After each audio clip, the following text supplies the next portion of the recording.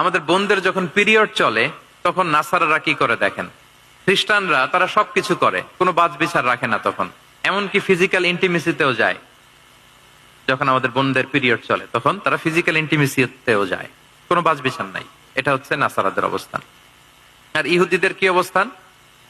এরা এই 5 দিন 7 দিন আমাদের বোনদের যখন পিরিয়ড চলে তখন তারা তাদের স্ত্রীদেরকে ধরবে না, ছোবে না, স্পর্শ করবে না, একসাথে বসবেও না।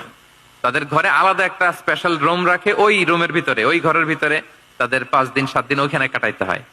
তোমরা আবার সুস্থ হলে তারপরে আসবো। দেখেন, একদল খুব বাড়াবাড়ি করলো, আরেক দল ছাড়াছাড়ি করলো। কিন্তু আমাদের ইসলামে আমরা ব্যালেন্স, যে বোনদের যখন পিরিয়ড চলে হাজবেন্ড ওয়াইফ তখন স্বাভাবিক মেলামেশা, কথাবার্তা, ঘরের টুকিটাকি কাজ সবই করতে পারবে, ইল্লাল জিমা, যেটা আমরা ফিজিক্যাল ইন্টিমেসি বলি, ওইটা ছাড়া আমরা সবই করতে পারবো। তাহলে দেখেন, এই দুইটা উদাহরণ আমি সামনে আনলাম এজন্য যে এই যে মানহাজুল ওয়াসাতিয়াতি ওয়াল ইতিদাল, মধ্যম পন্থার কথা আমরা যেটা বলি, যেটাকে দিয়ে আল্লাহ তাআলা আমাদেরকে সম্মানিত করেছেন, যে ওয়াকাযালিকা জাআলনাকুম উম্মাতান ওয়াসাতা, তোমাদেরকে আমি মধ্যমপন্থী জাতি বানিয়েছি। তোমাদের